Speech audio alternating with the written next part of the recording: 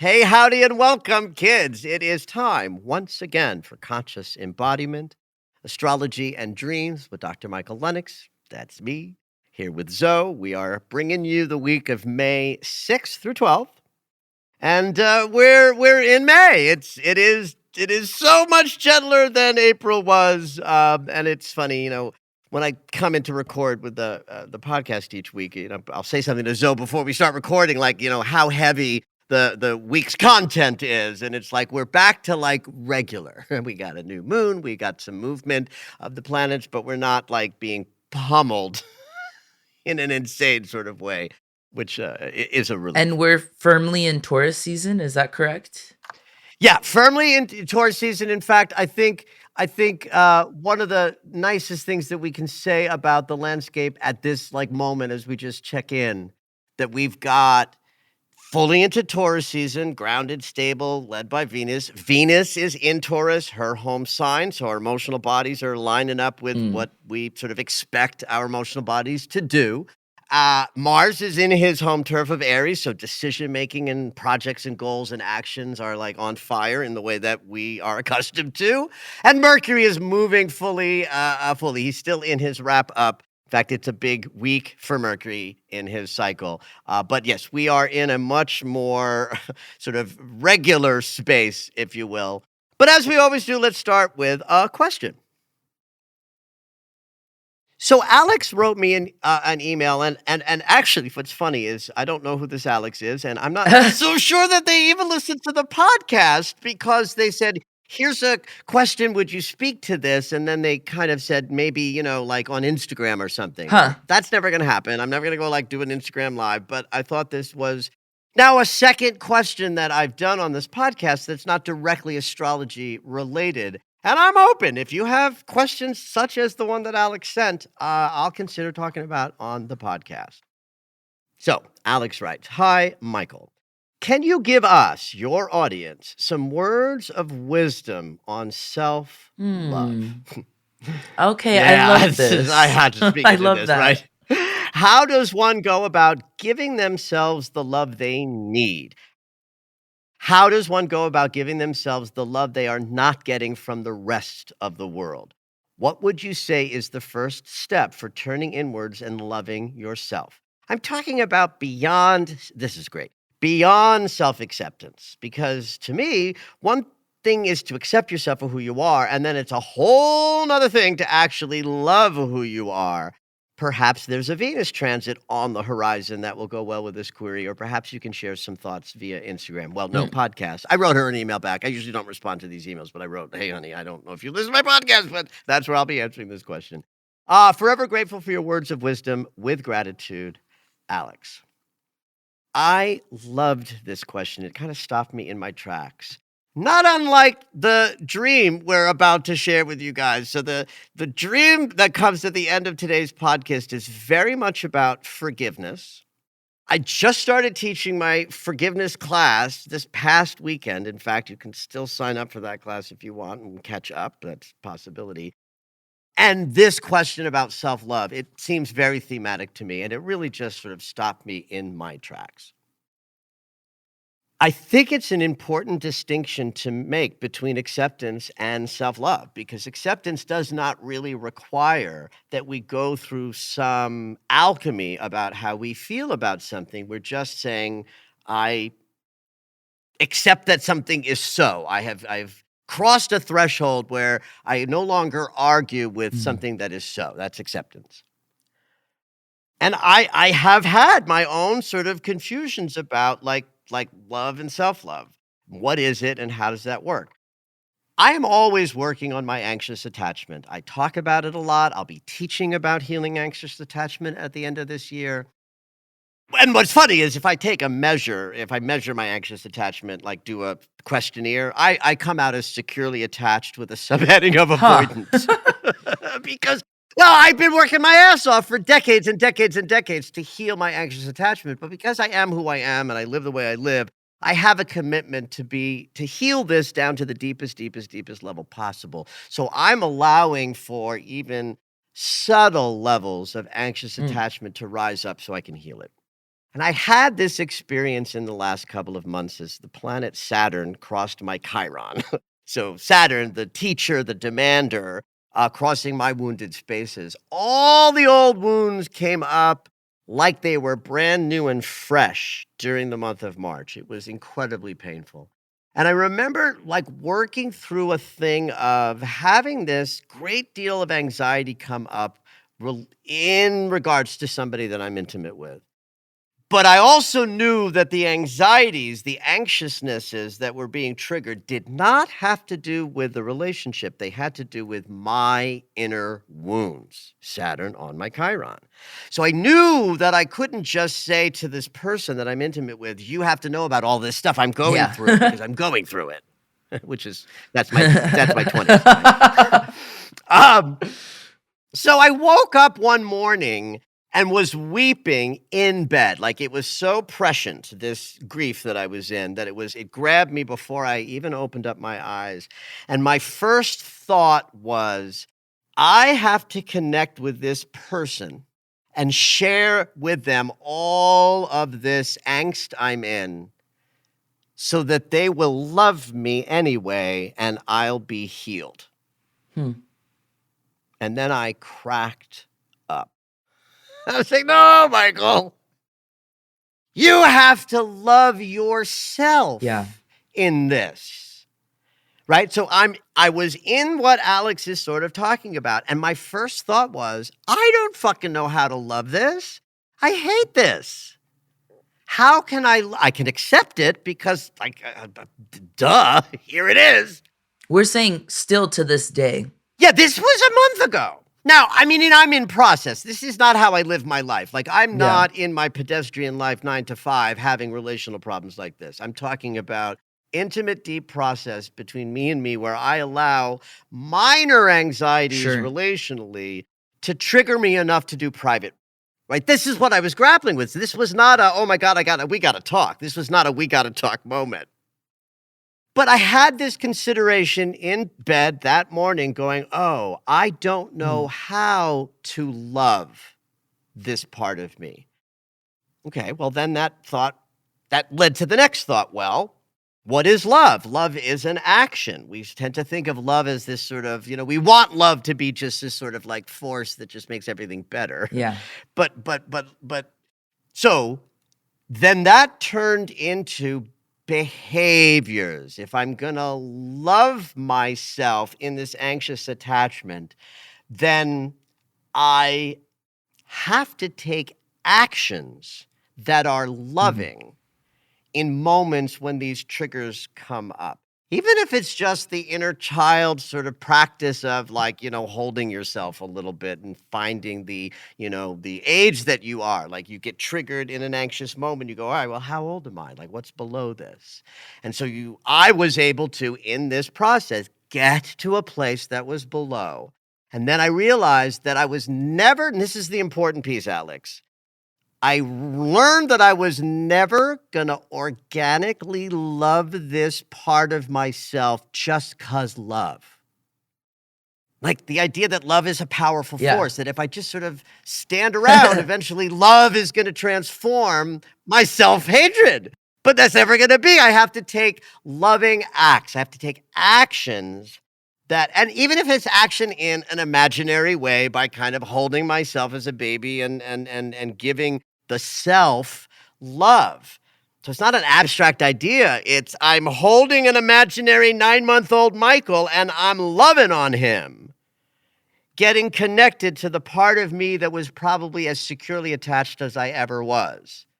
at 9 months old, before the big core wounds came in, before the chaos of the family got me. So my best answer to the question, Alex, is loving acts towards self, even if it's imaginary loving acts towards self, slowly over time allows the unconscious to feel self-love. The unconscious doesn't know the difference between my 9-month-old infant being cuddled by mommy and the 9-month-old part of me cuddling myself energetically.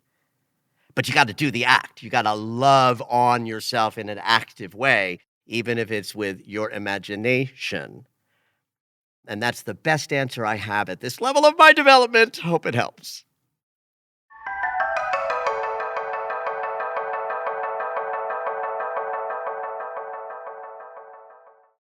There's a transit peaking today that will also hit in September that's just giving 2024 a kind of slow and frustrating pace. So I call this a pace-setting transit. We always argue with the pace. Everybody in life is some of the greatest suffering we have is that we want things to move at a certain speed, and life gives us, the pace that life is going to move on. And the transit that I'm talking about is Saturn in a semi-square with Pluto. So Saturn is about responsibility and hard work. So where Saturn goes, we're going with discipline, focus, and the things we have to do. Pluto is about change, transformation, intensity, and power, which is very valuable sort of raw material in the process of creating goals and ambitions and things we want to do, right? We need responsibility and discipline. Saturn brings that. And we want access to our power and authority and the creative juice that lives in the underworld. But because these two planets that bring us these wonderful forces that we need are interacting in mild conflict geometry, then we are in conflict with our responsibilities and our power struggles, such that things take slower to unfold and move. It happens to peak today. It makes this spring just have the pace that it has. Listen, if I didn't tell you about this, you guys wouldn't know. You would just be like, oh, life is, unfolding at the pace it's, happening in. Just doing day to day. Just doing day to day. It's like, so should I mention it? Should I not mention it? I've mentioned it. And just understand that this influences the whole year, but it also makes the sort of late April, early May sense of pulse and movement a little more slow and frustrating than easy and flowing and dynamic.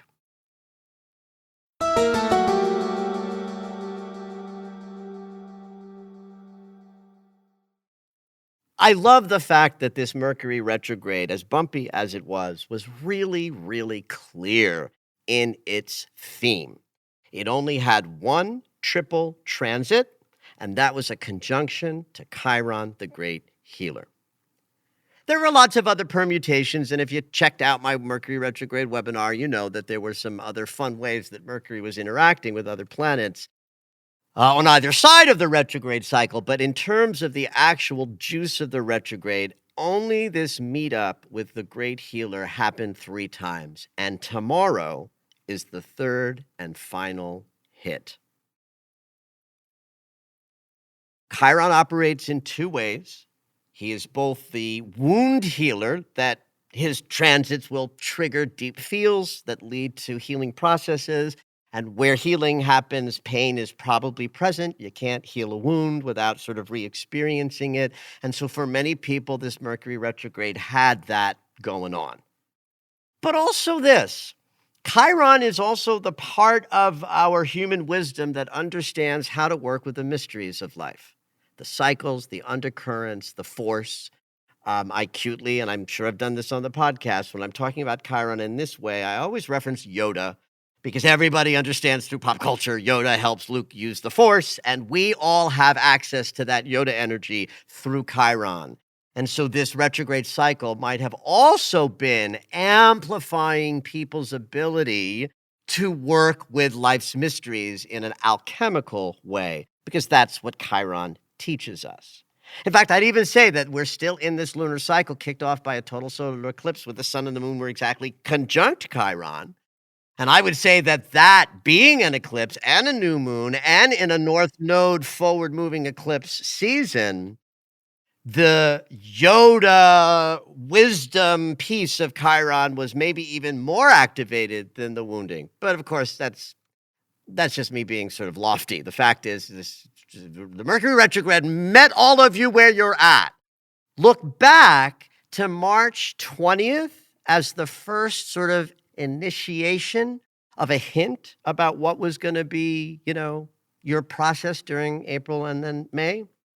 The day that Mercury in his retrograde posture met up with Chiron was right smack dab in the middle of the month, April 15th. Those 2 days, give a day or two on either side of those anchor dates, might be telling a story that has an important third act now.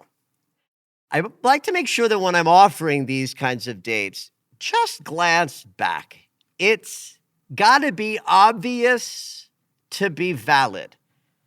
Just because Mercury went through a retrograde does not mean that March 20th and April 15th have to correlate with today, tomorrow, and Wednesday. But they might, and when they do, that's important to note. But don't go looking too hard. Don't overthink it. My experience has always been that when it was right, the dates rose up, and I was like, holy shit, look at that. And then if I glance back at my calendar or my journal, I'm making that up. I don't keep a journal, but if I did, I'd look back at that, right? Make sure that you're grabbing something big and obvious. Don't overthink it. At any rate, do understand that this is now yet one more layer of releasing the intensity that the last essentially 6 to 8 weeks has been. So one more is this last dicey Mercury transit, wrapping up a healing and inspiring journey over the last 2 months.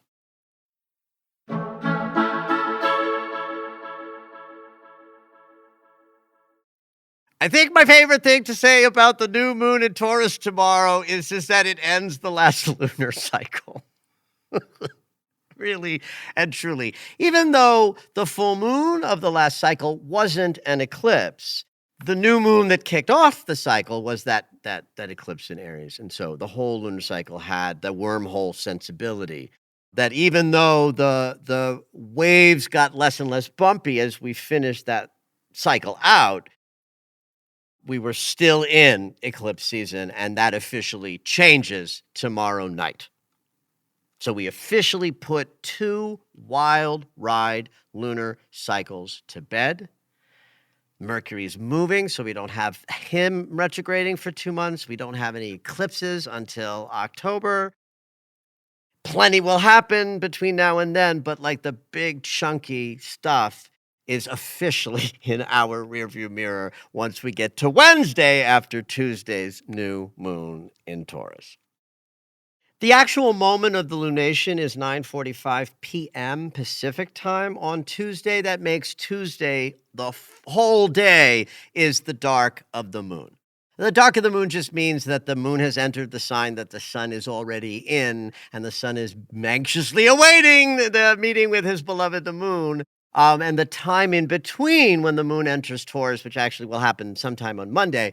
But when you wake up on Tuesday, you are in the dark of the moon that hits that night. So that makes Tuesday the day to pay attention to the intentions you want to set that are aligned with a new moon in Taurus. So what are we thinking about when the sun and the moon are both in Taurus? The Taurus mansion, first of all, ruled by Venus. So it's about love. Now, Venus rules Libra and Taurus both, and Libra is really where love is about relationship and the mirror consciousness. In Taurus, the love we talk about is the love of being in a body. It's about sensual pleasure. It's the literal money sign, right? Venus rules money, but only through Taurus, not through Libra. So Taurus is where we understand all of the juicy, yummy things about sensuality and luxury and the finer things. That's why Taurus is often associated with luxury. If I were a pop astrologer, I'd be like, set your intentions for fabulous new things that you probably can't afford. Um, And they will come to you. that's right. Now, is this a manifestation lunar cycle? Yes, it is. Taurus is an earth sign that invented the earth herself. In fact, when we were in the age of Taurus 6,000 years ago, we were pagan goddess worshippers, right? Because we responded to the earth as the bounty. So we've lost that in our Western colonized patriarchal fucking mess that we're in. But Taurus hasn't lost that. So know that in this new moon, we are setting ourselves to align with, and I'll break it down this way. In the practical world, we're setting ourselves to set intentions for money, luxury, finer things, sensuality, the joys and pleasures that exist in life itself. And then on a more esoteric spiritual level, we can be setting our intentions to align our embodiment with the embodiment of Gaia herself. You know, Earth Day is always the third week in April because that's when the fucking sun moves into Taurus. That's why Earth Day is in April. I mean, I don't know if that's why Earth Day is in April. Oh, I was about to be like, always thought it what? was I didn't know that. Earth Day is like April 22nd. Mm. That's the beginning of Taurus season. So Taurus rules the earth. Taurus rules the throat. So sing about it. And this new moon is conjunct Jupiter and Uranus in Taurus. So talk about love and money and, expansion. Really and truly, this is a new moon for money. I will say that here publicly as one aspect of the new moon, and I won't be making pop astrology memes saying it's the only aspect of the of the new moon. But understand, any new moon that's conjunct Jupiter has in it the capacity to say, I'm ready for more of everything, because that's what Jupiter brings. A new moon conjunct Uranus says, I can create any change I need to facilitate the desires I have. So now put those together. New moon in this sign of grounded earthly pleasures that brings along with it Jupiter's capacity for more and then even more of that, and the sudden shifts and changes that might be needed to support the desires you now have. Yes.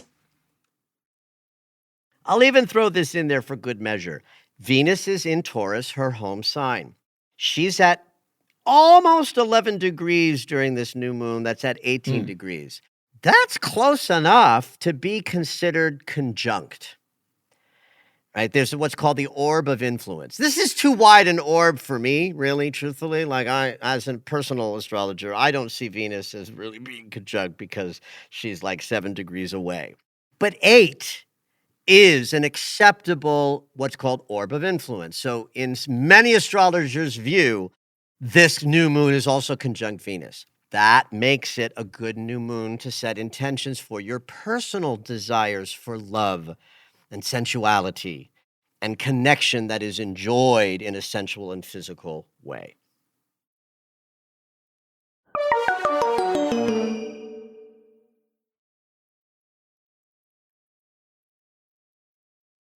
Now, if that language sounded at all inflated or too much, or like I'm promising the I mean, world. yeah, you got my hopes up, Michael. Yeah. So I apologize a little bit, right? I'm just sort of speaking into the archetypal possibilities of the Taurus mansion. There is a beautiful, for my money, this is beautiful, sextile between the new moon and Saturn. So this is where it becomes sort of real. Saturn keeps us grounded to responsibility and building things and what we have to, the structures we need to create the abundance we desire, right?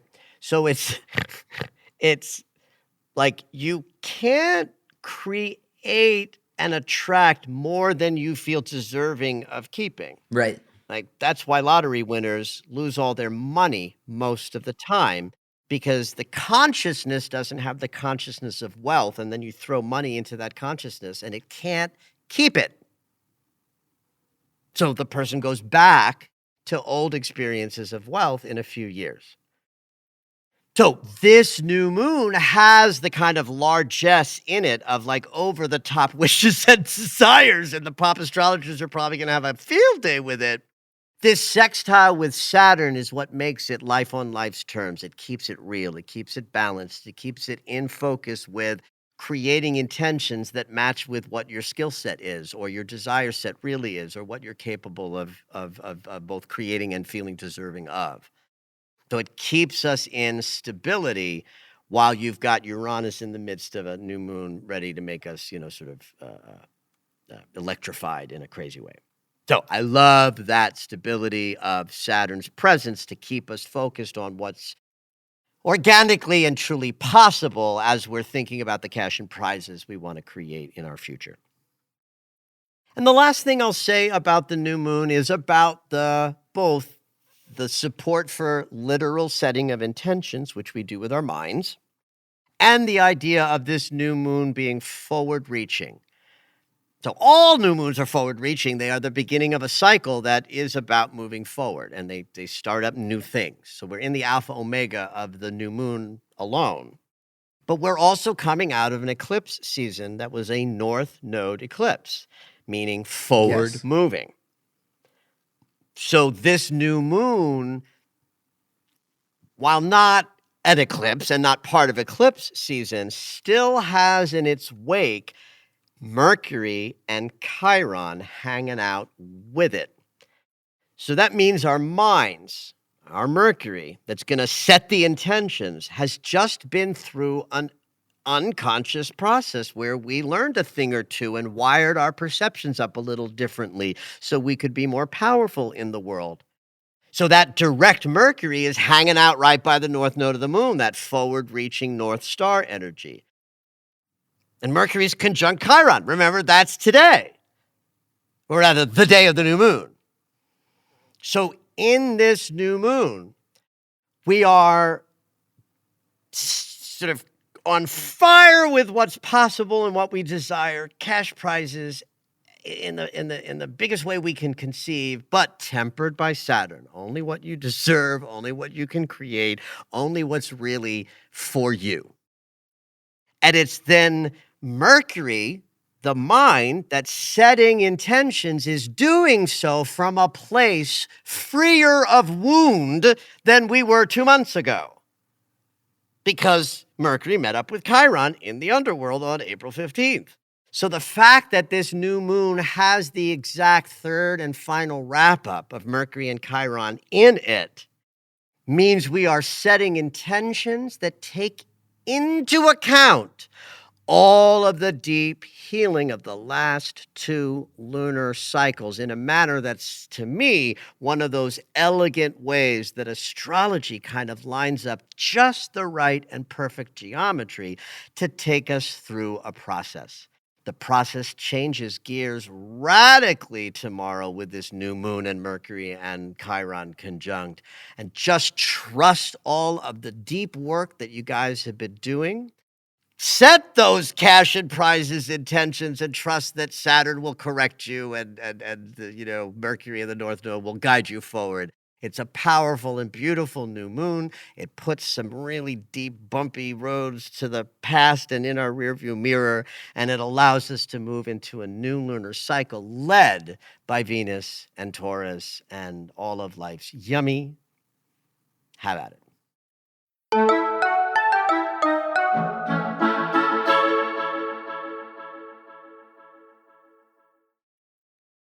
So shout out to Alex again, because the Venus updates that I've been giving in every podcast since Venus went retrograde in Leo last summer is about forgiveness. It is about love. It is about self-love, right? It is Venus allows us to give and receive love.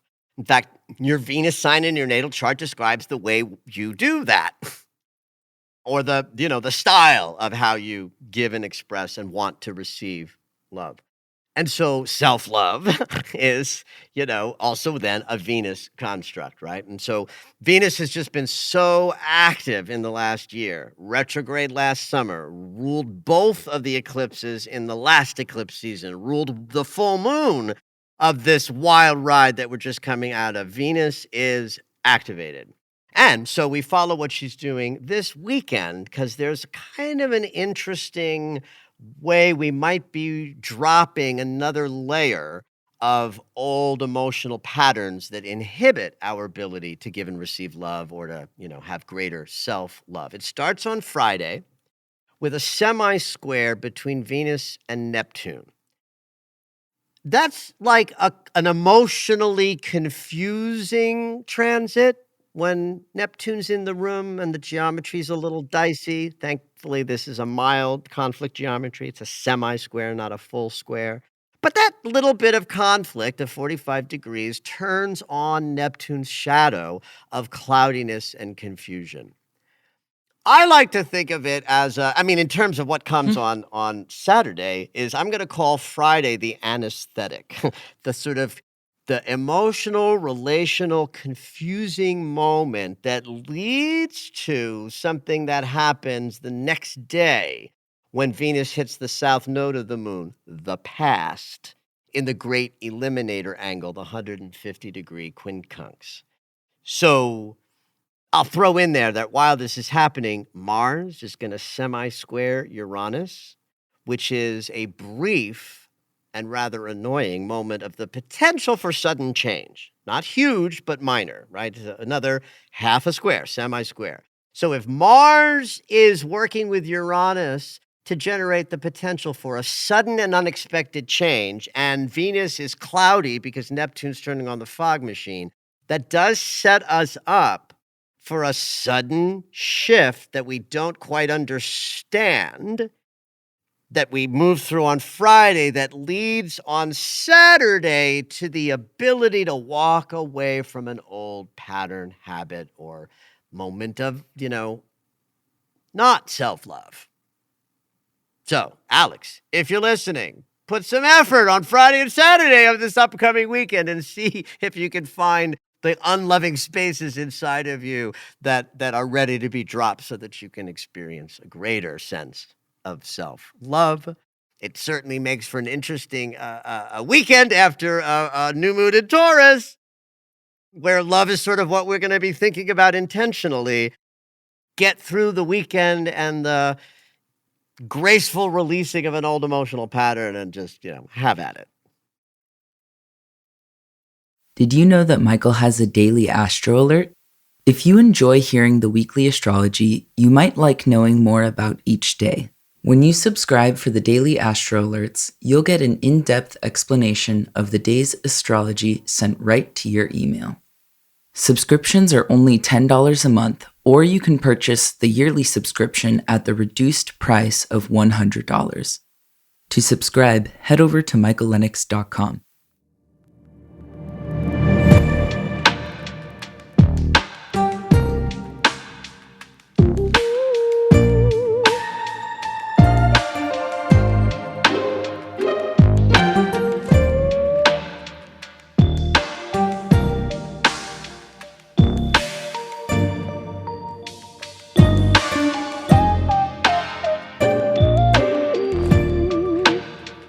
All right, it's dream segment time.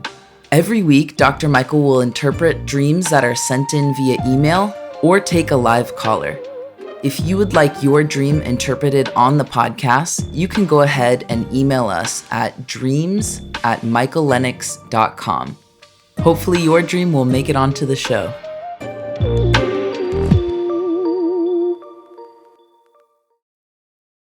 Today we have a call-in dreamer.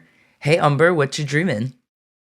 Hey, yeah, so I actually lost my brother last November, and I think recently I had a dream where I felt like I was actually speaking to him, and I felt that connection.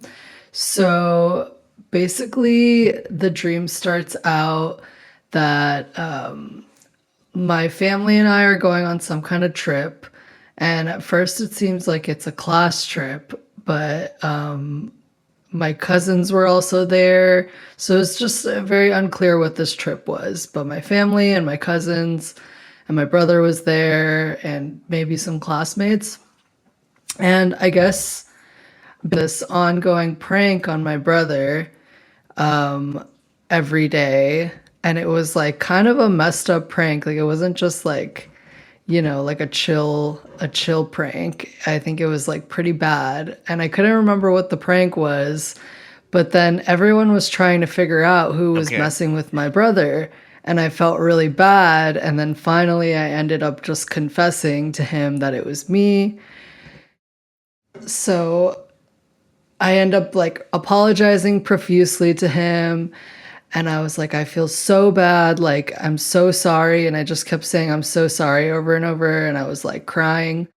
And then we like Oh, embraced. oh, so, like, deeply Yeah, sorry. yeah. I felt terrible. Yeah, okay. And then we embraced each other in this like really big, like heartfelt hug. And we're just like hugging and like kissing each other on the cheek for like a long time. And yeah, it was really sweet. Then it just goes into all this other nonsense, but I feel like that's like the core of the dream that's important and that like really stuck with me. Oh, and then okay, Okay, so the yeah. last detail is that he kept saying to me like it's okay, like it's okay, like I'm not upset, like yeah, like don't worry, it's Hmm. okay, and he was like really assuring me. And I felt like a little bit like maybe we weren't talking about this prank anymore. So, yeah, I don't Well, of course you're not. The know. prank is just dream content Yeah, stuff, yeah. right? The prank has to be symbolic. So the prank has to be something about a duping or a change in things or Mhm. misrepresentation or some, a prank. It's like it's not an organic experience. It's something that's forced Yeah. on someone. That's right. Okay, so there's got to be something about that this dream is representing. So it's interesting to me that you're on a trip that feels like a class trip, but is clearly also a family connection. Mhm. So that piece right there, Umber, tells me that there's something, two things rise up for me. There might be something you're learning here, Mm. class trip, Yeah. field trip, we go to learn something, right? But there's also a lot about socializing in a class trip, when we're in school and we're on class trips, we're socializing. When we're in our consideration of our siblings and our cousins, it's in our sibling units that we learn how to socialize. We love our parents. In other words, we marry who raised us, but we interact in the world by virtue of our sibling unit and if you have a large family, your cousins, Mhm. sort of. So, what was the relationship just in general between you and your brother growing up before he passed away? What was the general connection? Yeah, well, I feel like I felt like we were very close because we like always kind of had each other's backs and we always like covered for each other, and there was just like we wouldn't open up to each other very often, but when we did, there was like, this mutual like respect and like, love in that conversation. But we always kind of did our own thing. And then as I got older, like I was just like out of the house and he was like, we just like lived in a really tumultuous household and I dealt with it by like being Okay. out of the house and he dealt with it by like shutting himself in his room. So we didn't like see each other a whole lot. And um Is that the prank? Like there's some Okay, well, forgiveness I happening have an here. So idea how did you betray him that you just forget that you because got forgiven? Like, right? yeah, What's the well, betrayal? because he took his life and I felt like I had a responsibility in Oh. that. Oh. Yeah. So Oh. I think that's what Oh. it was about is he was saying like it's Oh. not your fault. Oh, wow. This is not where I thought we were going, Umber. So forgive my tears. I'm deeply moved by this. This is stunning, right? Now this is also interesting because there's a distinction often in a visitation dream versus a regular standard dream. Whereas a visitation dream is almost always very singular in setting and scenario, where a regular dream is chaotic and crazy, and we're in the clown car, and then we have an ice cream cone, and then we're upside down, and then the the lightning flow. Anyway, blah, blah, blah, crazy dream. But in visitation dreams, it's often right there in the room you're sleeping in, or maybe you're sitting on a bench and the person comes and conveys a kind of silence of all is well or all is love. I've heard that dream 1,000 times since I've been hearing dreams. Then if I hear like a dream that feels like a storyline, but also has a person who's passed in it, then I have to wonder, is this a chaotic psyche dream for Umber that includes your brother, or is it also a visitation? And this, oh God, now I'm going to cry again. This dream feels like both. Yeah. Because it's singular in setting, even though there's the trip and the craziness, and then you go into chaos afterwards. You said, oh, after the hug, it got a little chaotic and dreamy, right? Yeah. But for this little section, it reads like a visitation dream. Yeah. A singular setting where there's an immediate sense that he's present and real, a conveyance of love and connection as expressed by the hug, and the I'm so sorry feeling in him sort of, receiving the love connection again. That feels like pure visitation. Yeah. Didn't it? Yeah, well, I've had many dreams about him. Yeah, no doubt. Since he passed, and some of them were like, I had one in particular that was very traumatic, and then some of them were like very sweet, but then I like woke up like crying because it felt so emotionally intense. But this one in particular, I feel like I had this breakthrough because it was really interesting because I had this moment like 24 hours before I found out. There was 24 hours between when he passed and when we found out.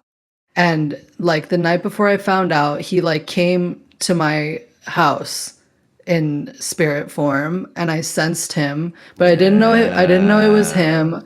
Right, you didn't know I didn't know what it but you had was, and I was just really intrigued by it.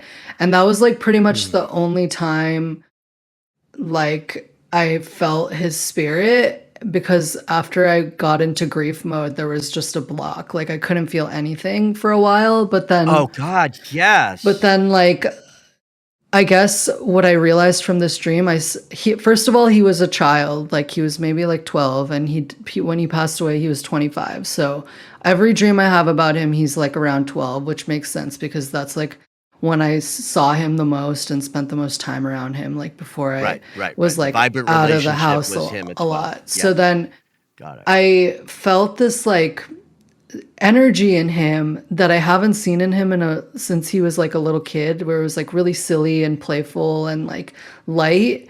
And then I started to feel that energy around me when I was awake after that dream. And I was like, oh, like he's not going to feel like he did when he passed, because he was in like a really dark place. Like now he's like moved on, and he's that energy, like that pure, sweet energy again. Right. And assisting you, I believe, in your healing journey by being the one from the family of origin who stands up and says, the despair is so great, I'm gonna exit. That sacrifice, that outrageous act, is his response to the trauma. And then you get to benefit by his help and assistance, right? And I think so the prank in the dream is the symbol of you and your sense that you and your family failed him. Yeah. And then this dream is about the forgiveness. Yeah. So this idea that he's showing up for you in this spiritual sort of like joyful innocence of him, the 12-year-old self of him, to me that reads as he's helping himself process the trauma, because we continue our work after we leave our bodies, and helping you from the other side as you continue your journey of healing. This is stunning. You really blew me over with this theme. You shocked me, which is always a joy. Oh, so good. Thank you so much for sharing. Yeah. Just, wow. Gobsmacked. Thank you for listening to Conscious Embodiment, Astrology and Dreams with Dr. Michael Lennox. You can find us on Apple Music, the iHeartRadio app, and anywhere you find your favorite shows. Head on over to michaellennox.com for information on astrology readings, the Daily Astro Alert subscription, upcoming classes, and to join the mailing list.